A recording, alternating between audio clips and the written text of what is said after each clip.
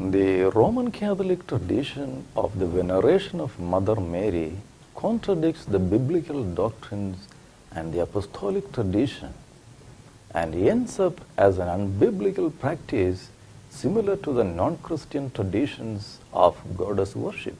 This contradiction is caused by the false traditions of the church, practice against the biblical ordinance and the biblical traditions of the Word of God. God said, "Thou shalt have no other gods before me. Thou shalt not make unto thee any graven image, nor any likeness of anything that is in heaven above, or that is in the earth beneath, or that is in the water under the earth." Jesus claimed that He is the only way to the Father. Bible is very clear that Jesus is the only mediator between God and man. This was the real biblical apostolic tradition. But idolatrous practices are promoted by the unbiblical church traditions and are justified by the church teachings such as paragraph number 2132 of the Catechism of the Catholic Church. In fact, this teaching of the church conflicts both with the law of identity of logic and the basic doctrines of the Bible. The veneration of Mother Mary is practically similar to the pagan mother goddess worship. There are many mother goddesses in other religions similar to Roman Catholic deities of Vallarvadathamma, Korettimuthi, etc., as far as even the name and worship patterns are concerned.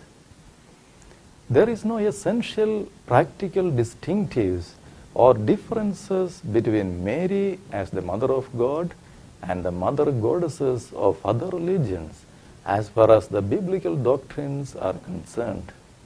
It is quite possible that if the church authorities permit the Catholic devotees, they would probably have no problem in worshipping the non-Christian goddesses also. This is because of the essential similarities which exist between the two systems of worship based in idolatrous patterns. The Roman Catholic Church has modernized idolatry and made it acceptable and even appealing even to the well-educated nominal Christians. But the Roman Catholic image theory is contradicting the law of identity and the Word of God. There is only a very thin difference in theory between worship and veneration. And in practice, the difference becomes evaporated and cancelled. Hence, religious worship and veneration should be only for God. For human beings, we should give only love and respect, and not bowing down before them, veneration and worship. In the pagan system of worship, they admit that they have idol worship, and idols are part of their religion. But the Roman Catholic Church rejects idolatry in theory to some extent, but initiates, allows, and encourages idolatrous practices in large scale while rejecting it as idolatry. Thus, by their traditions, they deny the Word of God and make a trap for themselves.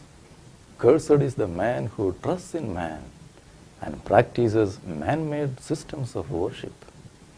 We should worship and venerate God alone. God is spirit.